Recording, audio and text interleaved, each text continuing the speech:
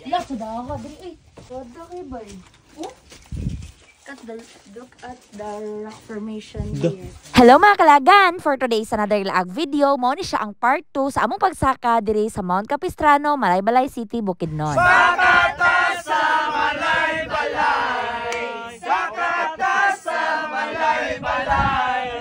Akong ipakita sa inyo ha mga kalagan ang among naagian panaog diri sa Mount Capistrano. And by the way, mo ni siya ang mga bato nga dagko kaayo nga imong makita diri kung paduol na gyud mo sa summit mga kalagan. Since nga puno gini siya sa mga bato and limestone kaning Mount Capistrano. Unya namin na discover diri ani J Lord kumusulod di kaaning mga bato diri musuong ka mga kalagan na ay nice kaayo nga mga rock formation diri gyud. So aside sa nindot kaayo nga view diri sa taas mga kalagan, makita po nimo ning mga rock formations diri sa Mount Capistrano nga nindot jud kaayo no. So grabe ma-amaze jud ka sa creation sa Ginoo no. And sa mga nangutana kung pwede ba maka-overnight diri yes, pwede kaayo mga kalaga no. So kinahanglan pod nga naa jud mo'y tour guide nga kauban.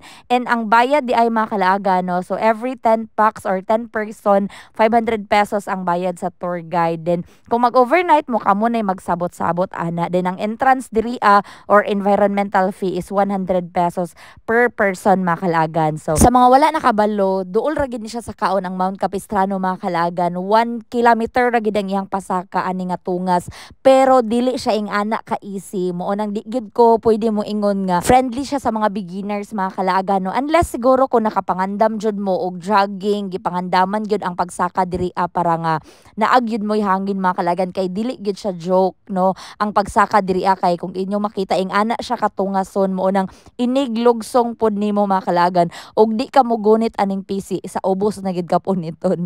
And isa pa sa akong ma-advise ninyo or mahatag nga tips mga kalagan, ayaw jud kalimti ang gloves kay sama na mo ni isa sa amo wala jud nakadala og gloves kay nalimot pod mi nga moagi di kag ingaani no magunit-gunit og PC, and grabe kay siya kahapdo sa kamot mga kalagan, like mamula jud imong kamot. So di ba nagkaligid-ligid na gid mi dira kay dili gid siya sayon ang dalan mga kalagan. Imagine kung nag-ulan ni mga kalagan, mura jud mig nagdaro-daro diri sa dalan, pero kay mao man yang among gipangita adventurous lagi ning mga laaganan ni. Dili jud ta angay maglikramo ani, bahala pag mura na tag nagdaro sa dalan no, kay mao man ni atong kagustuhan ba. Pero ang experience magud no dili jud mabayran, dili na gyud na mabalik. Og sama sa akong ginaingon, kung kaya pa nimo buhata jud ang makapalipay sa imuha kay dili naman nato ni mabalik atong mga kusog kung matigulang na ta. So og nakadawat pud ay mig certificate sa among pagsaka diri.